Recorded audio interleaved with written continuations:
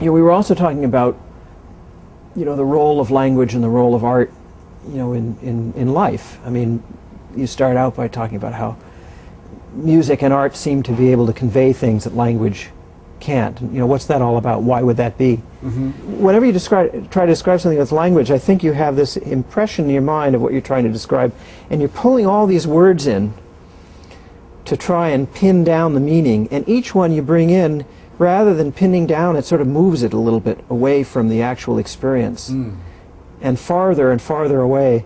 And so I think we resort to dance and visual art and music and lovemaking as a way to express things that are not expressible in language. And I think that those are the primary forms of communication, and language is secondary. I'd agree, although I would disagree, I would say that the oral part of language, the part that's sound, that is kind of musical, still has those qualities that the lyric of a song or a poem communicates by the kind of ups and downs, the natural kind of speech melodic ups and downs, and where the verbs hit, and what verb hits here, where a consonant hits, that there's an emotional content to the melody, to the of pure speech. sound. Absolutely. Often when I write lyrics, not always, but sometimes I write them after the melody is already written, and so I have the sense that, okay, the first thing, that there's whatever, an emotional arc or something inherent in the melody. And then you have to find words, it's like a puzzle, you have to find words that are true to this. So that if the melodic phrase ends on a high note, you have to find a word that sounds right, put into that puzzle position. So then it becomes, just start fishing through things and singing words that sound like that fit into that art. Forget that they don't make any sense. Just stop making sense. Yeah, just grab words out of the ether or whatever and throw them in there. And then after you accumulate a phrase or two, will jump out and go, that has some, not only musical and emotional sense sonically, but it's the text fits what it's saying that way, and it affects me personally. It's like, okay, that's the door's open now, or the whatever. That's the key, and then I can start to, if I'm lucky or skillful, find more words that link to that.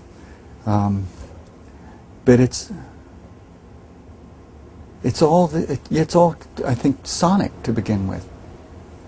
You told a story when you came by my office about was it a piano player who felt his muscle memory was in his hands, was convinced that it was all there, it was all in the hands. And I immediately thought of there was some horror movie where I think it was a piano player had a kind of a murderer's hands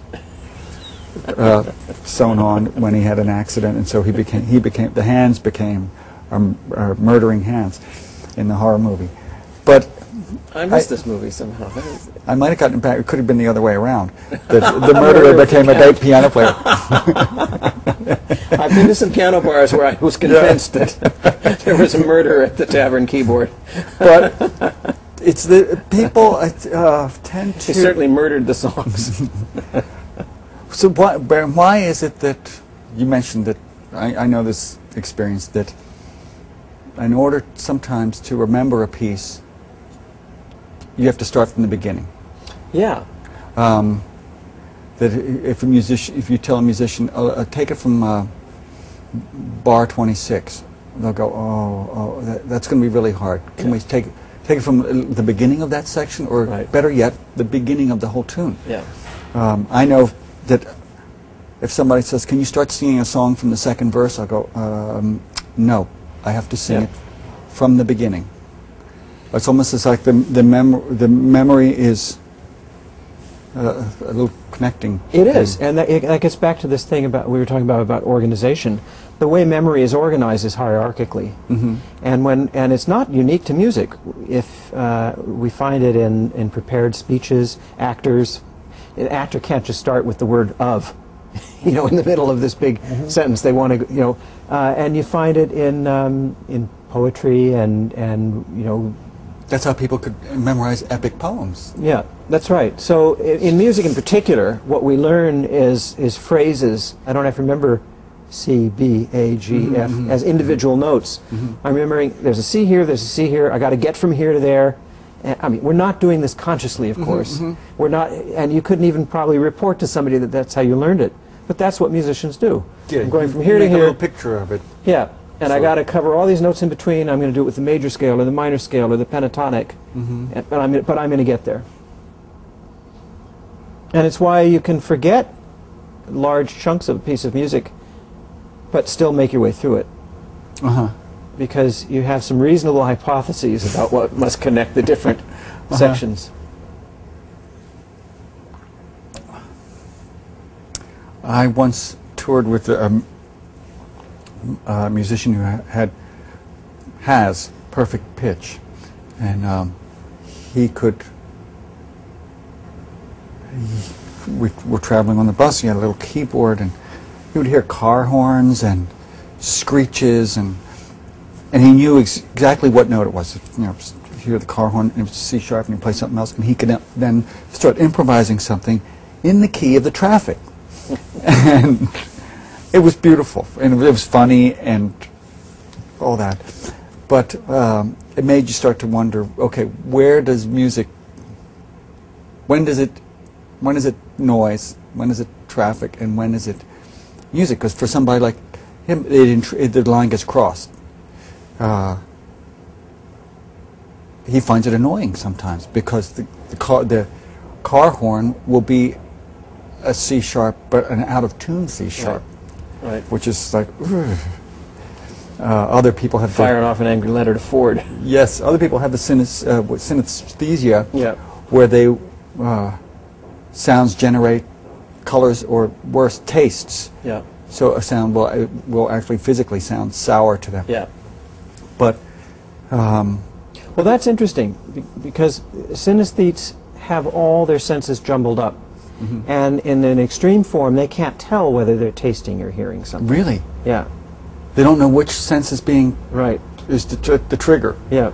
Wow. There's actually a theory that all infants are synesthetes, and that sensory differentiation takes a few months after birth to occur, and that the infant is living in this sort of psychedelic world of everything being jumbled together.